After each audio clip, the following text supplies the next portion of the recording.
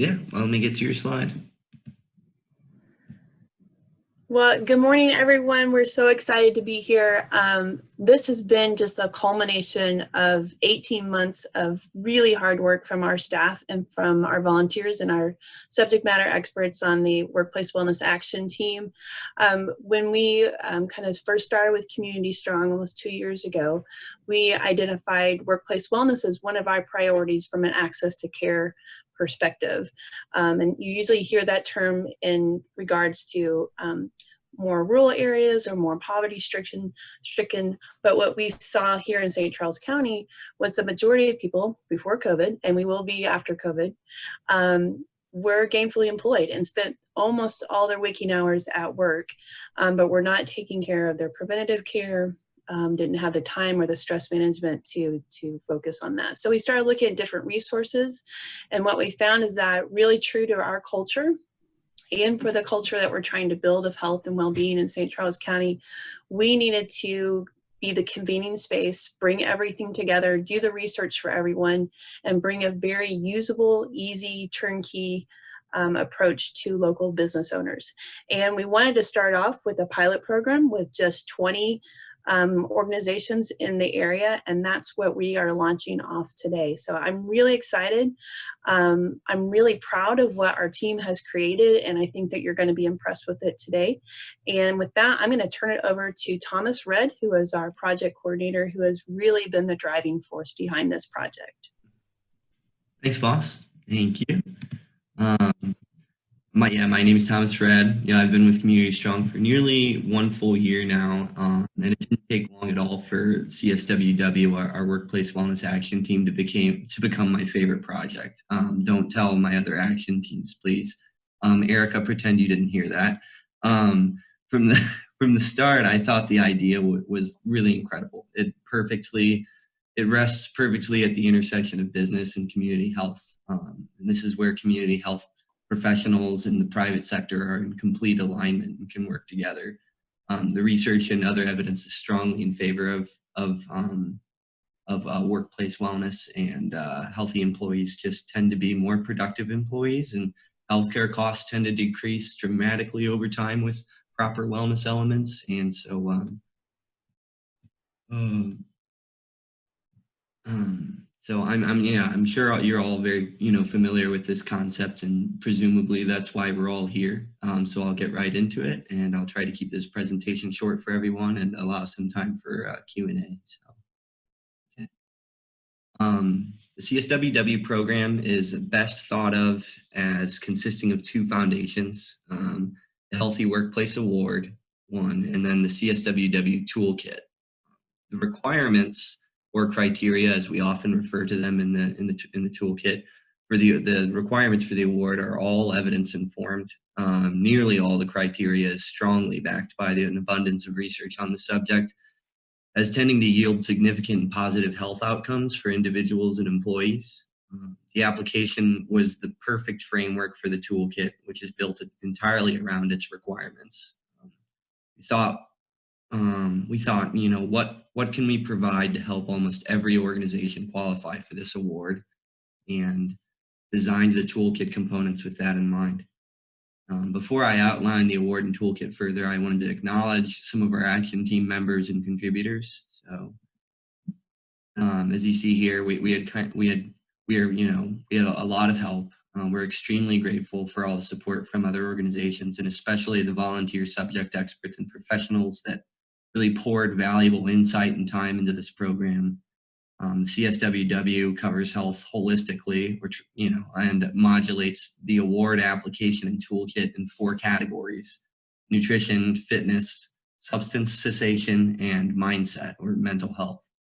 So it only made sense that our action team represented that diversity. And as you see, there's kind of a wide array of different organizations and professionals associated with that to kind of meet the needs of those 4 modules of health.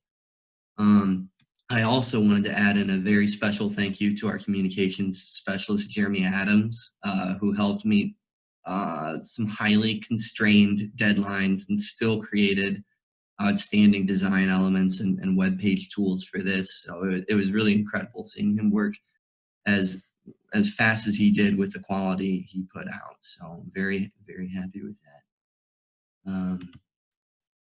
So the next thing I wanted to discuss was the kind of program timeline, and more importantly, the roadmap after today. So as you can see, it's been going on since earlier in 2019 with the establishment of the action team structure, or the full establishment of it, I should say, and where we kind of developed the scope, and then started working on the bones of this program, which is the application, the criteria, like what interventions need to be done in a business to meet the kind of evidence-informed requirements for the award. More importantly, today, as the pilot program launches, we have a deadline coming up in October to start the process. It's a 1-year cycle, starting with this deadline on October 8th, which begins the deadline to begin. That would be the employer and employee survey. It ends shortly before the cycle ends shortly before the Workplace Wellness Summit, where the physical award and other award deliverables will be presented to organizations that satisfied all the requirements. But during this period, I think it's important to note we really do depend on the feedback of program participants. So you guys, and during the first year, between the deadline, the October deadline, and the summit, we'll be checking in periodically with any participants to quality control the toolkit and offer any insights our action team has generated from the surveys.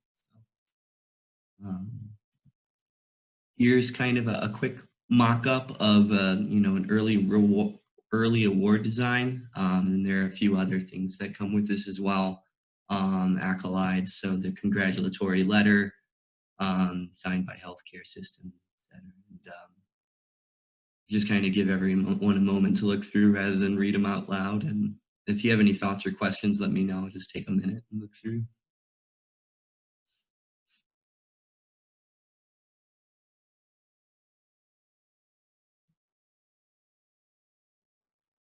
Yeah, one of the things I've seen a lot of organizations who win these, similar awards, they'll use it for recruiting purposes and on social media, and so recruiting good talent. And all right, I will move on. So the CSWW Toolkit, and before I show you the actual web page where you'll find the toolkit, which includes the application and its other supports, I wanted to explain the toolkit's functionality in a bit more detail. The toolkit should be thought of, I think, as a self-reinforcing cycle. Supporting the Healthy Workplace Award application, we have the CSW Glossary, which is another tool in the toolkit. And you received a portion of this glossary on July 1, and the glossary acts as a reference guide to help explain what the criteria is specifically asking. It directs users to any of the toolkit components that will help them meet the requirement, and it also outlines the research that supports the criterion as a successful, health intervention. Meaning, it has the positive health outcomes, but also some return on investment outcomes. So there's a business case to this, and there's a lot of overlap, as we know, between having healthy employees and having a well-oiled organization. The award promotes the implementation of these best practices, and the toolkit supports it. Using the survey process, we can then gauge health outcomes and indicators. So getting into the cycle, we have an evidence-informed award, which moves, which we generate more evidence for by assessing workplaces and that we, you and Community Strong would assess workplaces. And then we can all kind of collaborate to improve upon the evidence and enhance the implementation aspect. This is what we mean specifically when we regard this as a pilot program. The program is still soundly on the side of science, and the award is still valid, but we will likely need to work out some kinks so that we can really improve the health and happiness of our communities and contribute to a thriving local economy. So without further ado, I'll move on to the webpage.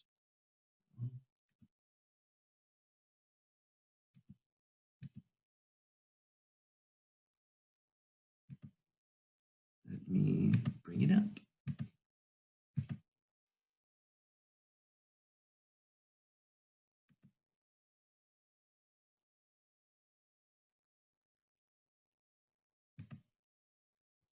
Okay. Is that it? I don't know why the link didn't open it. Just a moment, please. I can just show everyone how I'm getting there. All right. This is what I'll do. Screen one. Okay. So to get there, you go to our website, communitystrongsec.org. You scroll to resources and workplace wellness. Click that. And here we are. So we have a variety of different areas you can eventually go to. A lot of this is still under construction, but the salient aspect of it that we're going over today is the toolkit. So I'll click that. And so here you'll find, as described in the glossary, so the tools that will help you meet the requirements for the award, regardless of how well resourced your organization is. If it's a lower resource organization, perhaps, or a smaller business, then these things will help you. So if you scroll over them, it gives you a brief summary of the, and it also twists around, which is a really cool effect. Jeremy added on that. But, but yeah, if you scroll over it, it gives you a quick summary of what it is. And then as you click it, it takes you directly there. So I particularly like the survey and instructions tool. It was a synthesis of several other health risk assessment surveys and some other kind of cool questionnaires that we are familiar with that was provided partially by the CDC webpage for assessments. So here, yeah, you'll find instructions and printable versions and of what the surveys are. So it's pretty cool. Back. Some of them are not actually there yet. We have a few of these tools that are just nearly finished, but we couldn't quite make it in time for today. So our plan is to have this done by, I think, August 3rd. Is that right, boss? Yeah, she's nodding. That means yes. So August 3rd, we'll have everything ready. But I think the things that are currently missing from the webpage are the quarterly newsletters, wellness signage sheet, and the quarterly challenge sheet. Yeah, so they're all right next to each other. Well, cool. And my favorite aspect of this, and if you viewed the application and are familiar with some of the criteria, there's one in particular that's I find is one of the more important criteria, and that's the one regarding: do you provide trustworthy information, tools and resources, education and counseling to your employees? And in order to help organizations with that, we created this provisions guide, which I think is the most robust tool of all. So as you're scrolling through the provisions guide, you'll see that it's broken down into educational opportunities, which is trainings, counselings, education, and most of the partners that we've lined up, all these kind of educational opportunities with have emphasized that they're very willing to meet your needs, like via Zoom. They can, eventually, after, things calm down with the pandemic, I'm sure what they've stated is that they're more than happy to do a lunch and learn style, and they'll come to you. So they're very flexible. So as you're scrolling through, and you can click down through educational opportunities and find out what you're interested in. If you've assessed your workplace could benefit from more of the mindset or mental health trainings or enhancements, then click on mindset, and it will take you to the various courses, classes, trainings that we have here. And we plan on developing and building this provisions guide out to a pretty dramatic extent over time. So while there are some really cool resources in here, I'll just say you ain't seen nothing yet. We're gonna keep adding and adding and adding. So, but yeah, it's pretty cool. And then if you were to go back and click tools and resources, there's a lot in here as well. So if you were to click, I guess we'll do mindset, which is my favorite because I have a psychology background. So BHR's crisis and counseling hotlines are very cool.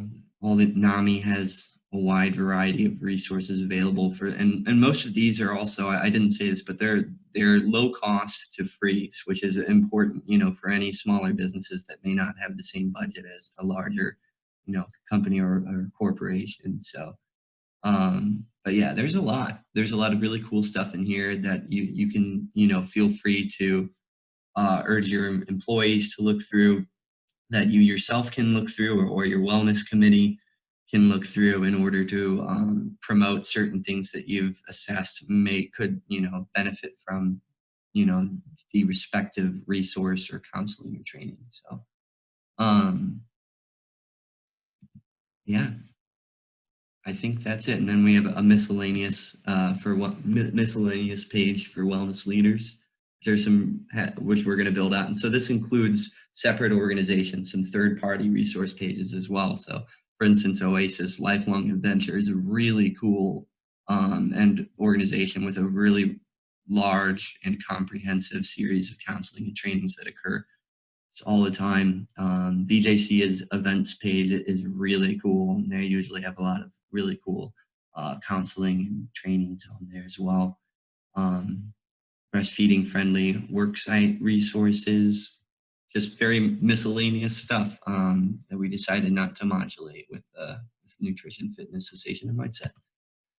So I'll keep this short like I promised and go back to, oops, my slides so we can wrap this up for you guys. Okay, Boskin, is the slide showing? Cool. All right, so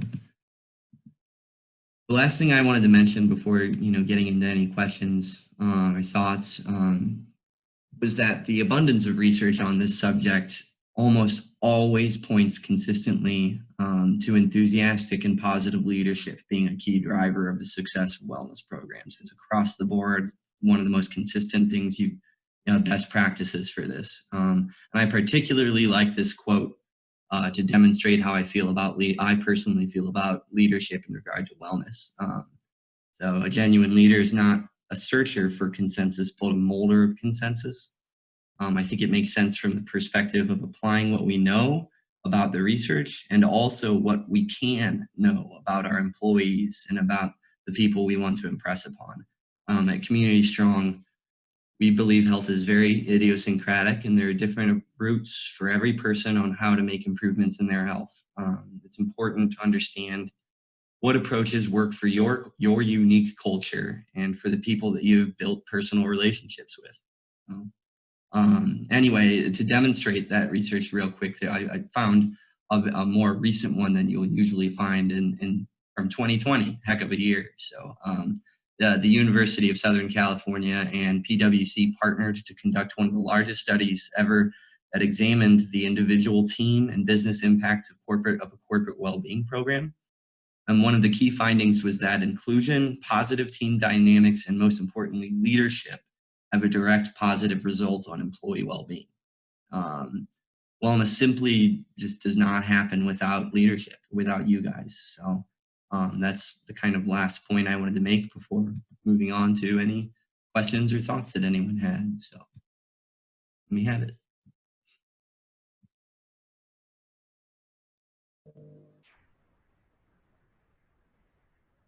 I just have a question. Sure. You had said that October 8th was the deadline to start the application process. Does that mean that the application needs to be in? Is this something that we would start implementing now and then October 8th is when we do the application and say, yes, we've met all of these different pieces of the criteria?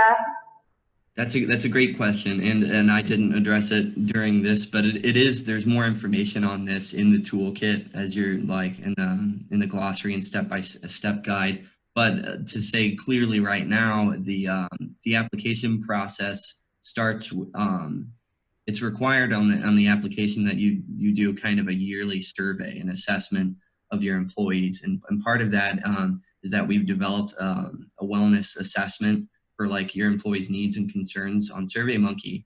And so at the beginning of the year, one of those must have been done to meet the award. And by October 8th is when and for any organizations that already have, you know, a native assessment of this sort, like an HRA, we do offer an abbreviated survey, which is super quick and just kind of asks some wellness program feedback questions, so that we can kind of continue refining the program as well. So what needs to be in is, like I said, the pre 1 year cycle survey, and then there's one at the end of the year, and that's what the deadline is referring to. Okay, thank you. Mm-hmm. And we're pretty relaxed about all these criteria. If you look through the glossary, we try to state that over and over, how we offer exemptions for a lot of these because we understand each organization has their own kind of unique, you know, rules and compliance issues and things like that. So if for instance you need sort of accommodation for something like that, you know, just reach out to us and you know, in a punctual manner, and we can usually you know, make exemptions when it makes sense. So, thank you very much. Mm-hmm. So Thomas, is the toolkit getting sent out to a broad group, or only people who express interest and or like commit to being a part of it? How are we promoting the toolkit? It's meant for everyone. I'd say, like, we definitely encourage, you know, the larger community to use this if they have a health need, interest, or concern. But I would say, could I just interrupt real quick? Just Kristen, our first priority is just with these first initial 20 organizations as a pilot program, because where we have spent the last 18 months trying to get this as clear as possible, we know that it's just been in front of our eyes, in front of the action team. So our initial goal is with those first 20. It will be available to everyone, but we're mostly focusing on those 20 and then opening it up to the broader community. But to differentiate also is we encourage both, you know, wellness committees and wellness leaders within those organizations to use it. And like I had mentioned before, is that they encourage their employees to also check it out and see if they have a wellness need that they possibly didn't show up on the wellness assessment, or that they wouldn't, you know, talk about to employers, that they also can, you know, look through and find the resources that might help them. So.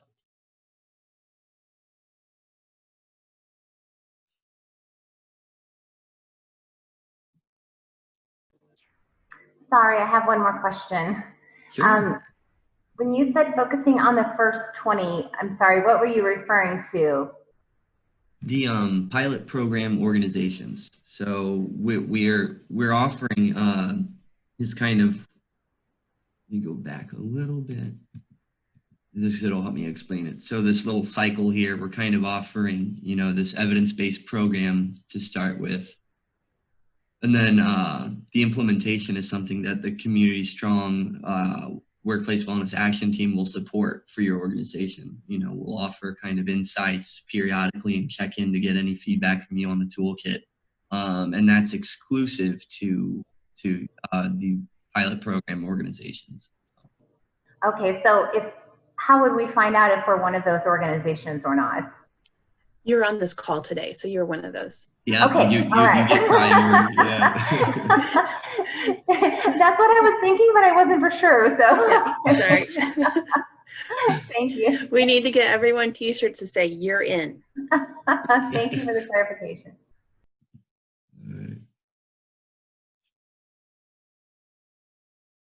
All right, let me see. It looks like we've said some things in the chat.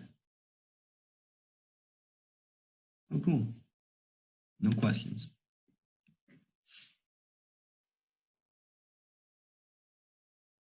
All right.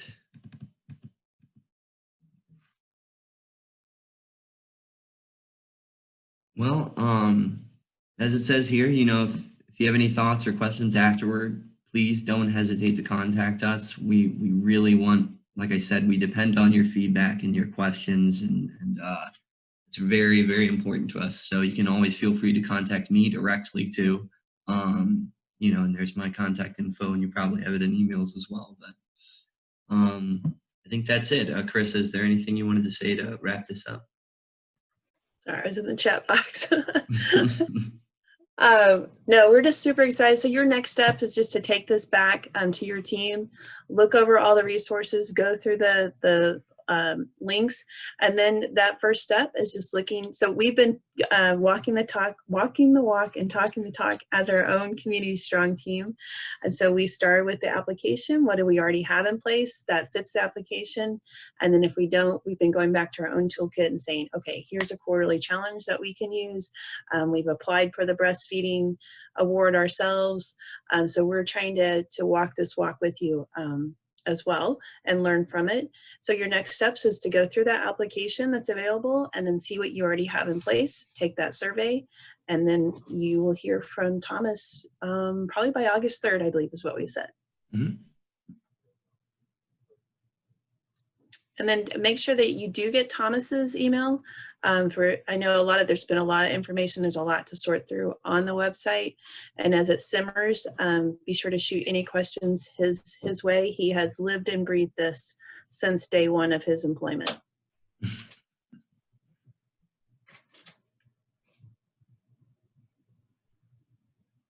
Any other questions, clarifications? Good work, you guys. Thank you. Thank you to all the nice comments as well. So.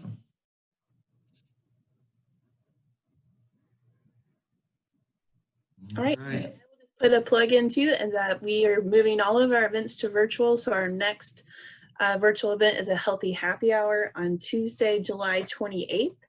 And we'll have an informal discussion on the importance of laughter. So bring your healthy beverage to Zoom, bring your bad dad jokes. I'm looking at you, Craig Fromm and Todd Barnes. And also we're going to be exploring what laughter yoga is. So we learn what laughter yoga is during our healthy happy hour on July 28th. Have a great day. Thank you. Thanks, everybody.